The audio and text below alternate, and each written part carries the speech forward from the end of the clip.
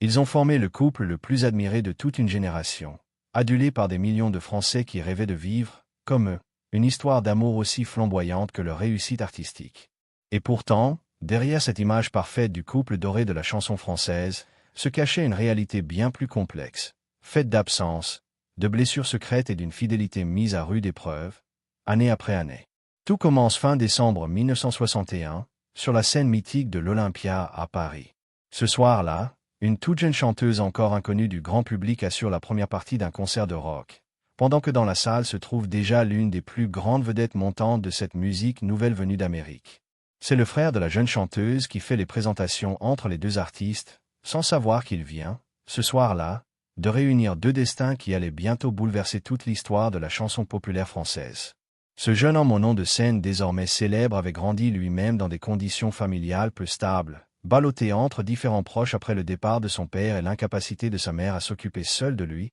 une enfance chaotique qui avait nourri chez lui une soif de reconnaissance et d'affection que la scène et les acclamations du public allaient, des années durant, tenter de combler sans jamais totalement y parvenir. Sa musique, jugée scandaleuse par une partie de la société française encore attachée aux traditions de la chanson classique, avait déjà valu à ce jeune artiste autant d'admirateurs passionnés que de détracteurs virulents, une polarisation qui ne faisait, en réalité, qu'amplifier chaque année davantage sa notoriété grandissante. Lui s'appelle Jean-Philippe Smet, mais le public le connaît déjà sous un nom de scène qui commence à défrayer la chronique dans toute la France, celui d'un jeune homme qui a importé, quelques années plus tôt, le rock'n'roll américain sur les scènes françaises, provoquant scandale et engouement en proportions égales. Elle, plus jeune encore, débute tout juste sa carrière, avec un premier disque à peine sorti et une voix qui commence à peine à se faire remarquer par les professionnels du métier. Entre les deux jeunes artistes, rien d'immédiat ne se produit ce soir-là, mais une estime professionnelle réciproque s'installe, prémisse discrète d'une relation bien plus intense qui allait éclore dans les mois suivants.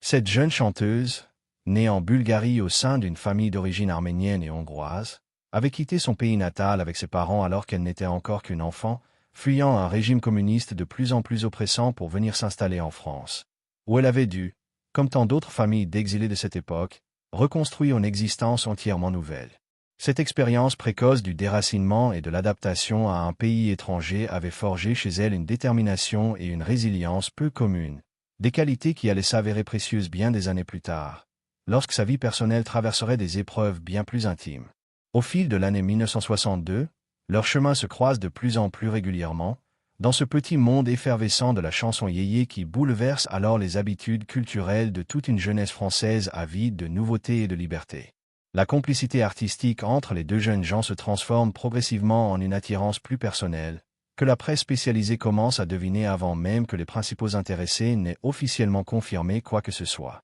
En 1963, ils tournent ensemble dans un film qui raconte, avec une ironie à peine voilée, une histoire d'amour entre deux jeunes rockers. Un scénario qui semble presque annoncer, par avance, ce que le public allait bientôt découvrir dans la réalité de leur propre vie. C'est au cours de cette même année 1963 que le couple, désormais bien réel, décide de rendre publique leur relation d'une manière aussi spectaculaire qu'inattendue, en annonçant leur fiançailles directement sur les ondes d'une radio nationale, sans le moindre communiqué de presse préalable. Cette annonce provoque un engouement immédiat et considérable parmi leurs admirateurs respectifs, qui se comptent déjà par centaines de milliers à travers tout le pays. Quelques semaines plus tard, le jeune couple donne un concert en plein air d'une ampleur inédite pour l'époque, rassemblant près de 200 000 personnes sur l'une des plus grandes places de Paris, un chiffre qui témoigne, à lui seul, de l'ampleur du phénomène de société que représentait déjà cette idylle naissante entre les deux plus grandes stars de la chanson française du moment. À la fin de cette même année 1963, les deux artistes s'envolent ensemble pour les États-Unis, où ils enregistrent, dans les studios mythiques de Nashville, un album qui rencontre un succès commercial considérable en France, porté par une production musicale inédite pour l'époque, mêlant orchestration sophistiquée et arrangements empruntés directement à la tradition musicale américaine. Ce voyage outre-Atlantique, autant professionnel que sentimental, renforce encore davantage la complicité du jeune couple, qui semble alors incarner, aux yeux du public français, une modernité et une liberté nouvelles, loin des conventions plus rigides de la génération précédente. Le 12 avril 1965, après plusieurs années d'une relation suivie avec passion par la presse et le public, Jean-Philippe Smet et sa fiancée se marient enfin, dans une petite commune de l'Oise, à la fois à la mairie et devant un prêtre, selon la tradition. Ce mariage, rapidement surnommé par les journaux le mariage du siècle, attire plus de 2000 journalistes venus du monde entier, malgré la volonté initiale des deux jeunes mariés de célébrer cette union dans la plus stricte discrétion. Une indiscrétion suffit pourtant à transformer cette petite commune tranquille en véritable centre de l'actualité française pendant plusieurs jours, tant la ferveur populaire autour de ce couple mythique dépasse alors toutes les attentes. Fait notable, le jeune marié n'obtient qu'une permission exceptionnelle de 4 jours pour célébrer son union, étant alors engagé dans son service militaire obligatoire, une contrainte qui n'entame en rien la ferveur de la cérémonie, ni l'enthousiasme démesuré de la foule venue les acclamer. Ce jour-là, malgré la pluie de photographes et de curieux venus envahir les petites rues de la commune normalement paisible, les deux jeunes mariés parviennent, entre deux poses imposées devant les objectifs, à échanger des regards complices qui trahissent, selon les témoins présents, une émotion sincère bien loin de la seule mise en scène médiatique que beaucoup s'attendaient à observer ce jour-là. La robe blanche de la mariée et le costume soigné du jeune marié, encore marqué par la coupe militaire de ses cheveux, deviennent immédiatement des images iconiques, reproduites dans tous les magazines populaires du pays durant les semaines suivantes, gravant définitivement cette union dans la mémoire collective française. Un peu plus d'un an après cette union tant médiatisée, le 14 août 1966, naît leur fils unique, prénommé David, un événement accueilli avec une joie immense par le jeune couple, mais aussi par l'ensemble du public français, qui suit avec la même passion chaque étape de la vie intime de ces deux artistes désormais élevés au rang de véritables familles royales de la chanson populaire. Les premières années de leur mariage, malgré ce bonheur affiché, imposent également au jeune couple une pression médiatique de tous les instants. Chaque sortie publique, chaque apparition à la télévision, chaque déclaration donnée à la presse étant immédiatement scrutée et commentée par des millions de Français passionnés par leur histoire. Cette exposition permanente, si elle contribue largement à entretenir leur immense popularité, prive également les deux artistes de cette intimité pourtant si nécessaire à la construction durable d'une vie de couple, une réalité que peu de gens, à l'époque, prenaient la peine de considérer derrière l'éclat des projecteurs qui ne cessaient jamais réellement de les suivre. Les premières années de leur mariage semblent alors se dérouler sous les meilleurs auspices, entre succès discographique continu, tournées triomphales à travers toute la France, et apparitions télévisées régulières qui font d'eux les invités les plus recherchés des plus grandes émissions de variété de l'époque. Mais derrière cette image publique éclatante, la réalité quotidienne du couple s'avère bien plus complexe et bien plus douloureuse que ce que le grand public pouvait alors soupçonner. Les tournées incessantes de Jean-Philippe l'éloignent fréquemment et pour de longues périodes de son foyer, laissant sa jeune épouse gérer seule, la plupart du temps, l'éducation de leur fils encore en bas âge, tout en poursuivant elle-même sa propre carrière artistique tout aussi exigeante. Cette double vie professionnelle, aussi brillante soit-elle aux yeux du public, impose au couple des sacrifices considérables sur le plan de leur vie familiale, des sacrifices que peu de gens, à l'époque, prenaient réellement la peine de mesurer derrière l'image parfaite qu'ils continuaient de projeter sur scène. À ces absences répétées viennent bientôt s'ajouter d'autres difficultés, plus intimes et plus douloureuses encore. Jean-Philippe, submergé par les exigences d'une carrière déjà exceptionnelle et par la pression constante d'un public toujours plus exigeant, se tourne progressivement vers certaines substances qui l'aident, croit-il alors, à tenir le rythme effréné de ses obligations professionnelles. Cette dépendance naissante, longtemps tenue secrète aux yeux du grand public, ajoute une tension supplémentaire au sein du couple, sa jeune épouse se retrouvant confrontée, en plus de la solitude liée aux absences répétées de son mari, à l'inquiétude grandissante que suscite cette fragilité nouvelle chez celui qu'elle avait épousé quelques années plus tôt à peine. Des rumeurs d'infidélité commencent également à circuler dans les cercles proches du couple, sans jamais totalement éclater au grand jour à cette période précoce de leur mariage, mais suffisamment persistante pour installer, entre les deux époux, une méfiance grandissante que ni le succès commun, ni l'amour sincère qu'ils continuaient visiblement de se porter, ne parvenaient totalement à dissiper. Cette période, que les biographes situent au tout début des années 1970, marque un tournant décisif dans l'histoire de leur couple, celui où les premières fissures profondes commencent à apparaître sous la surface polie de cette image publique si soigneusement entretenue devant les caméras et les objectifs des photographes. Avant de poursuivre le récit de cette histoire d'amour aussi passionnée que tourmentée, si vous appréciez découvrir la vérité derrière les couples les plus mythiques de la chanson française, pensez à vous abonner à notre chaîne. Et dites-nous en commentaire ce que cette histoire vous inspire jusqu'à présent. Ces tensions accumulées finissent par atteindre un point de rupture au début des années 1970, lorsqu'une crise particulièrement grave manque de mettre un terme définitif à leur union, plusieurs années avant leur divorce officiel. Cette blessure profonde, dont les détails précis resteront longtemps gardés secrets par les deux principaux intéressés, laisse des traces indélébiles dans leur relation, une cicatrice que le couple parvient, dans un premier temps, à surmonter grâce à une réconciliation sincère, sans pour autant parvenir à totalement en effacer les conséquences à long terme. Car c'est précisément cette blessure originelle, restée en partie dissimulée pendant des années, qui allait, bien plus tard, être désignée par les deux artistes eux-mêmes comme la véritable raison profonde de leur séparation définitive, survenue près d'une décennie plus tard, après tant d'efforts sincères déployés de part et d'autre pour sauver ce qui pouvait encore l'être de leur histoire commune.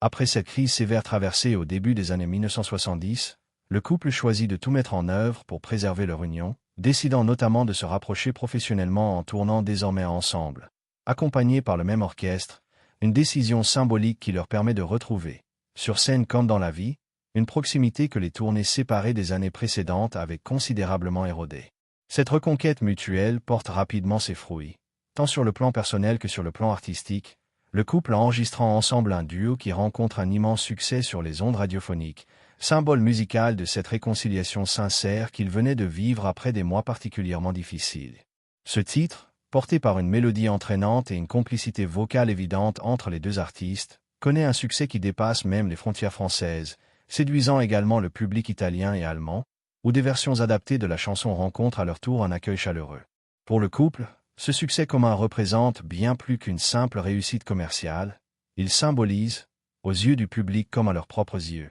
la preuve tangible que leur histoire d'amour, malgré les épreuves traversées, conservait toute sa force créatrice et toute sa capacité à émouvoir des millions d'auditeurs à travers l'Europe entière. L'année 1974 s'annonce alors comme celle de tous les espoirs pour le couple reconstitué. En février de cette année-là, la chanteuse révèle publiquement, à travers les pages d'un grand magazine populaire, qu'elle attend un second enfant, une nouvelle accueillie avec un enthousiasme immense par leurs admirateurs, qui voient dans cette annonce la confirmation éclatante que le couple avait définitivement surmonté ses difficultés passées. Le public français, ému par cette perspective d'agrandissement familial pour ses deux artistes préférés, suit avec une attention redoublée chaque étape de cette grossesse tant attendue, espérant, tout comme les parents eux-mêmes, l'arrivée prochaine d'une petite sœur ou d'un petit frère pour leur fils déjà âgé de 8 ans. Mais cette joie immense allait malheureusement être de courte durée. Quelques mois après cette annonce publique pleine d'espoir, la chanteuse est victime d'une fausse couche brutale, un drame intime d'une violence inouïe qui vient anéantir, du jour au lendemain, tous les espoirs que le couple avait placés dans cette nouvelle naissance. Les circonstances de cette épreuve s'avèrent d'autant plus douloureuses que son époux, alors retenu par les obligations d'une tournée, se trouve absent au moment précis où sa femme doit être transportée en urgence à l'hôpital, la laissant affronter seule, dans l'angoisse la plus totale, cette perte soudaine et brutale. Lorsque Jean-Philippe parvient enfin à la rejoindre, tout est déjà consommé, laissant chez sa femme un sentiment d'abandon et de solitude qui allait, selon plusieurs biographes ayant recueilli des témoignages proches du couple à cette époque, laisser des séquelles émotionnelles durables bien au-delà du seul deuil de cette grossesse perdue. Dans les jours suivants, l'artiste tente de se rattraper en emmenant sa femme et leur fils pour un séjour de repos à Honolulu, espérant, par ce geste, apaiser une douleur qui, pour elle, restait malgré tout profondément ancrée, cette absence lors du moment le plus critique de sa vie ne pouvant être totalement effacée par des vacances ensoleillées, aussi bien intentionnées soient-elles. Ceux qui côtoient le couple durant cette période difficile évoquent, avec le recul des années, une femme profondément marquée par cette solitude vécue au moment le plus critique de sa vie, mais qui choisit néanmoins, avec cette même résilience héritée de son enfance d'exilé, de continuer d'avancer, de continuer de se produire sur scène et de continuer à préserver, envers et contre tout, l'équilibre fragile de sa famille. Cette capacité à transformer la douleur intime en force tranquille allait, bien des années plus tard, devenir l'une des caractéristiques les plus admirées de sa personnalité publique, bien au-delà du seul souvenir de ce couple mythique qu'elle avait formé avec son époux durant sa jeunesse. Cette épreuve, restée longtemps privée et connue seulement d'un cercle restreint de proches, allait pourtant continuer de peser silencieusement sur l'équilibre du couple durant les années suivantes, même si, en apparence, leur union semblait avoir retrouvé une forme de sérénité renouvelée. Les tournées communes se poursuivent, les succès discographiques continuent de s'enchaîner, et le couple continue de projeter, devant les caméras et sur les plus grandes scènes du pays, cette image d'un amour toujours aussi fort et toujours aussi admiré par des millions de Français, fidèles depuis maintenant plus d'une décennie à ce couple mythique de la chanson populaire française. En 1979, interrogée sur l'état de son couple par la presse spécialisée, la chanteuse déclare publiquement que cette année représente pour elle la plus belle année de bonheur vécue aux côtés de son mari, une déclaration accueillie avec soulagement par leurs admirateurs, encore marqué par le souvenir des difficultés traversées quelques années plus tôt. De son côté, son époux ne tarit pas non plus d'éloges à son égard dans plusieurs interviews données à cette même période, affirmant publiquement la préférence absolue qu'il continue de lui accorder. Par-delà toutes les épreuves traversées ensemble depuis leur rencontre initiale à l'Olympia, presque 20 ans plus tôt désormais. Avant de découvrir comment cette histoire d'amour, pourtant si solide en apparence,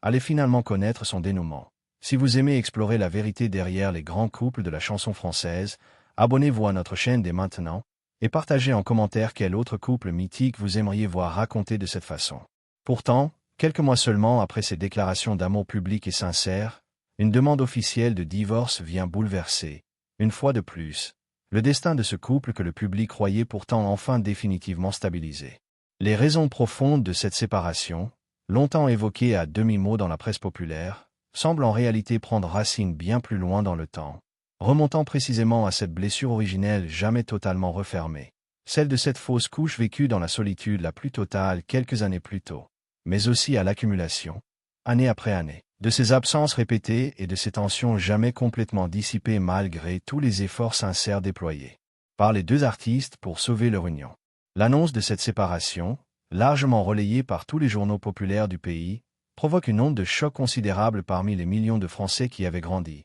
pour beaucoup d'entre eux, en suivant chaque étape de cette histoire d'amour depuis leurs fiançailles annoncées à la radio près de 2 décennies plus tôt. Beaucoup refusent d'abord d'y croire, tant l'image de ce couple semblait, aux yeux du grand public, indissociable de toute une époque de la chanson française, une époque d'insouciance et de modernité que ces deux artistes avaient incarnée mieux que quiconque depuis le début des années 1960. Après 15 années d'un mariage aussi médiatisé qu'intense, le divorce est officiellement prononcé le 4 novembre 1980, mettant un terme définitif à ce que la presse française n'avait cessé d'appeler, depuis leurs fiançailles annoncées à la radio près de 20 ans plus tôt, le couple doré de la chanson française. Cette séparation, aussi douloureuse soit-elle pour les deux artistes et pour leur fils encore adolescent, ne vient cependant jamais totalement rompre les liens profonds qui continuaient de les unir, chacun conservant, par-delà les épreuves traversées ensemble, un respect et une affection sincère pour celui ou celle qui avait partagé les plus belles années de sa jeunesse artistique. Dans les années qui suivent cette séparation officielle, chacun des deux anciens époux reconstruit patiemment sa vie personnelle. La chanteuse épouse, quelques années plus tard, un producteur américain avec qui elle continue de vivre encore aujourd'hui, tandis que son ancien mari, fidèle à cette quête inlassable d'un amour stable qu'il n'avait jamais totalement trouvé durant leur union, se remarie à plusieurs reprises au fil des décennies suivantes, sans jamais toutefois retrouver cette même intensité médiatique et populaire qui avait caractérisé son premier mariage tant admiré du public français. Ces unions successives, aussi médiatisées soient-elles chacune à leur manière, ne parviennent cependant jamais totalement à recréer, aux yeux du public français, cette magie particulière qui avait entouré son tout premier mariage, comme si cette histoire initiale, avec toute son intensité et toutes ses épreuves partagées, était restée, dans la mémoire collective, la référence absolue et indépassable de sa vie sentimentale, malgré les décennies qui allaient suivre et les nombreuses femmes qui allaient encore traverser son existence. Malgré ces nouvelles vies respectives, les deux anciens époux conservent, jusqu'au bout, des liens d'une sincérité rare pour un couple de célébrités séparées depuis tant d'années, se retrouvant régulièrement à l'occasion d'événements familiaux importants, en particulier autour de leur fils commun devenu lui-même artiste reconnu. Cette relation apaisée, construite patiemment après le tumulte de leur séparation, témoigne d'un amour qui, malgré les blessures et les épreuves accumulées au fil des années, n'avait jamais totalement disparu, transformé simplement en une affection différente, plus mature, débarrassée du poids de la vie commune mais toujours empreinte d'une tendresse sincère. Ceux qui ont côtoyé les deux artistes durant leurs dernières décennies respectives soulignent souvent ces capacités rares qu'ils avaient conservées, par-delà les années et les nouvelles vies construites chacun de leur côté, à évoquer publiquement l'autre avec une tendresse et un respect intact, sans jamais céder à l'amertume ou au règlement de compte qui caractérise trop souvent les séparations très médiatisées de ce genre. Cette élégance mutuelle, préservée jusqu'au bout, contribue largement à faire de leur histoire commune bien plus qu'un simple souvenir nostalgique, mais un véritable modèle d'amour ayant su, malgré l'échec du mariage lui-même, transcender la rupture pour se transformer en une amitié sincère et durable. Le 5 décembre 2017, après un long combat contre la maladie, Jean-Philippe Smet s'éteint à l'âge de 74 ans, plongeant la France entière dans un deuil national d'une ampleur rarement observée pour la disparition d'un artiste populaire. Parmi les innombrables hommages qui affluent alors de toutes parts, celui de son ancienne épouse résonne avec une émotion particulière, témoignant, une dernière fois, de la place immense qu'il avait occupée dans sa vie, bien au-delà des seules 15 années de leur mariage officiel, et malgré toutes les épreuves traversées ensemble durant ces années de jeunesse partagées sous le regard de toute une nation. Aujourd'hui encore, l'histoire de ce couple mythique demeure gravée dans la mémoire collective française, symbole d'une époque où deux jeunes artistes avaient su incarner, aux yeux de tout un pays, la promesse d'un amour aussi éclatant que leur réussite artistique commune. Leur parcours raconte, avec une sincérité rare, cette vérité universelle selon laquelle même les couples les plus admirés, les plus enviés du monde entier, ne sont jamais totalement à l'abri des épreuves les plus intimes de l'existence, et que la véritable histoire d'un amour se mesure peut-être moins à sa perfection apparente qu'à la sincérité des liens qui subsistent, bien après que la vie commune se soit achevée. Si cette histoire vous a touché et que vous souhaitez découvrir la vérité derrière d'autres couples mythiques de la chanson et du cinéma français, n'hésitez pas à vous abonner dès aujourd'hui à notre chaîne. Et dites-nous en commentaire ce que cette histoire d'amour vous inspire.